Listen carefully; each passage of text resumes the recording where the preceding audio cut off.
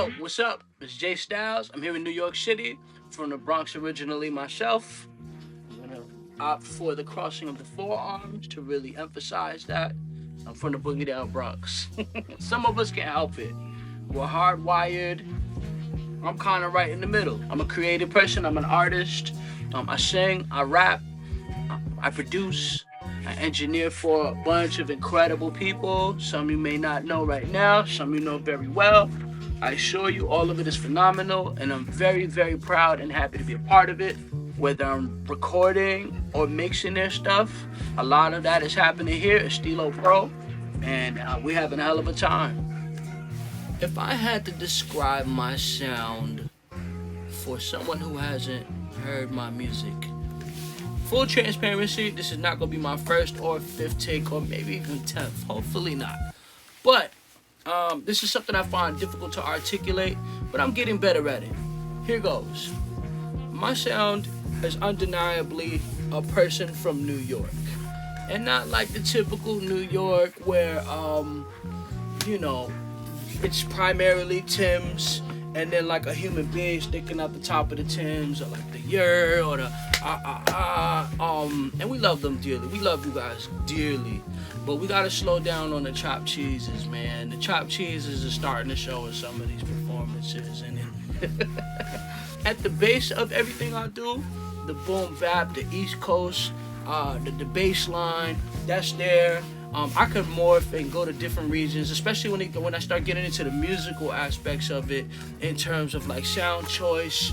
I definitely go out into other places in the world. If it's sample based, some of the sample based stuff is it's minimal, but it's there.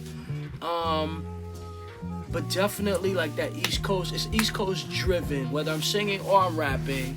And man, I love it. I'm gonna lean into it. It's one of those things where every major city at this point in the timeline has that homegrown thing about it, right? That remains true. It's like you go there for this specifically, but on the time, everybody's like moving from here to there, and so now you might have this particular part of town, but it's very clearly influenced from over here because of the influx of people and the way people talk and all of that stuff. So I think musically, I'm kind of doing the same thing, man. There's so much music out there. You gotta kind of like pull from all these different places and kind of implement them in your music. To kind of create the next thing. Some of the inspirations and themes in my music are very much, they kind of mirror life and they mirror us, right? In that like we are complex. And I don't say complex like difficult or complicated. What I mean to say is in the story, throughout the duration of the story, we're covering a lot of ground. So you might feel, happy, and you might feel like really determined. Then halfway through that determined, whatever that adventure is, you then become a little worn out and a little weathered by the storm, so to speak. And then there's like this redemption. Now we're going up the final. So all of these things, I try to implement into the art and be okay with that. There's a very wide range of human emotion in everything that we do, and I think I try to mirror that in some of my art. But I think when it comes time to reflect and share that, I'm saying it with my chest. If I'm going left and I'm rapping with that, I'm doing it and I'm really committing to it. If I'm singing on a ballad or singing in something that's a little bit smoother or maybe some more heartfelt, I'm gonna croon on this, I'm gonna sing. You're not even sure if that's the same person. Keeping inspired for me is very, very easy. I think it's a matter of just kind of getting rest in between and turning it off. But I'm surrounded by a bunch of really creative people that are like, they're killers, man.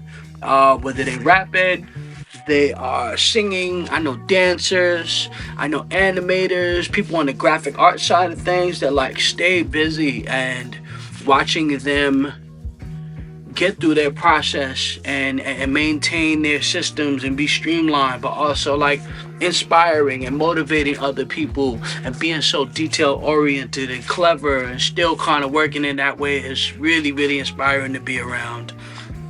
Man, the culture and upbringing of all of us, man. That like you could go to somebody's origin story and be like, oh, okay, that's why this panned out this way. Um, Mine in particular, man, I think it really armed me to be able to navigate space and time, right? In that I grew up with two brothers and a sister, and in order to make it work and do it in harmony, you have to consider what everybody's doing. You want to move forward, you got to consider how that affects, right? You want to move backwards and go dig into something, you have to consider how that affects, you know what I mean? Your immediate surroundings. And I think when you have that type of consideration, it helps you really build properly with people. You know, there's people building that sacrifice, that put in a lot of time, or shit made it look easy and effortlessly did it. But there's a beginning. It's before you. These guys paved the way for you. And so by that logic, man, just kind of honor people in their space and their efforts and their time and their energy that they pour into what we're doing. So I think my cultural upbringing like really informed me and armed me to be able to navigate a space in a collective with people. If I had a message to share with the world, from little old me to you, I would say listen. I listen for a living to like a bunch of different aspects and at a couple different levels, the surface level stuff, emotion. People are conveying something to you all the time. Like all the answers are being presented to you. But if you're not listening, you're not in a position to receive them, right? Hot takes. Hot takes are fire. But the Oscord mentality is kind of taking us out in the sense that like if we're all in the whip, and we all taking turns to play music on this road trip, you're playing your song, I'm so focused on my song and what I'm gonna knock y'all head off with, right? But I'm not listening to your song. And there's mad information in your song. You know, sometimes, you know, maybe it's one of two things. You're either gonna play something to change my perspective and put me on to something dope like that. I'm you know, damn, how did I miss this? Or you're gonna tell me that, man, you're not gonna be taking this aux cord for a long trip. DJing is not your thing. Either way, there's information in that, you know?